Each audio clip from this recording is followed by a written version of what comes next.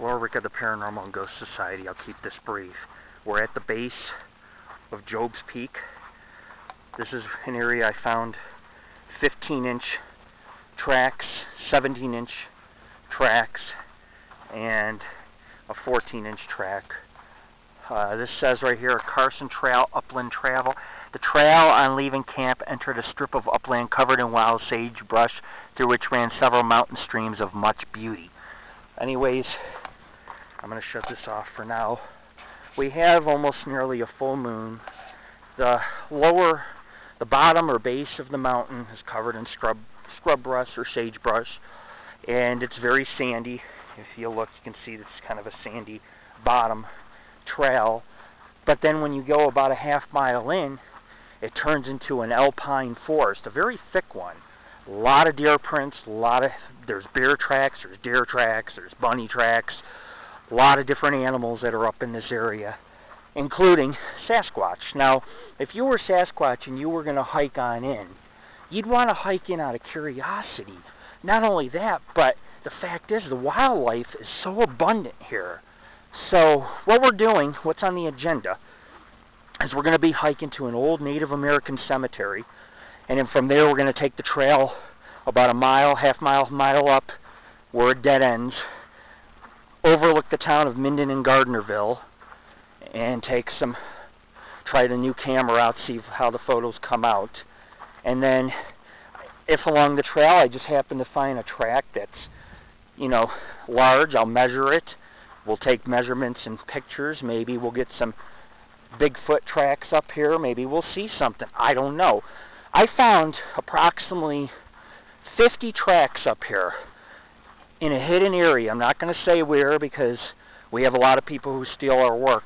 But it was a hidden area, and each track measured 17 inches, 17 and a half inches. And there was about 50 of them. Dave was with me. He could attest that he's seen these tracks.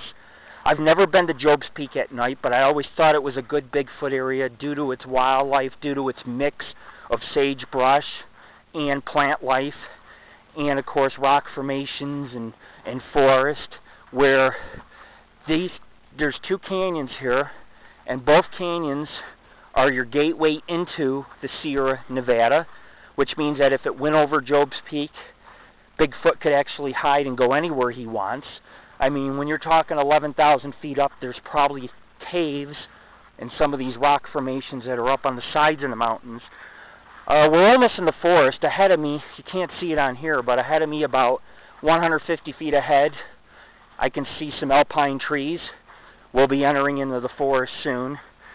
I don't know what we're going to find. I may let some Bigfoot calls out.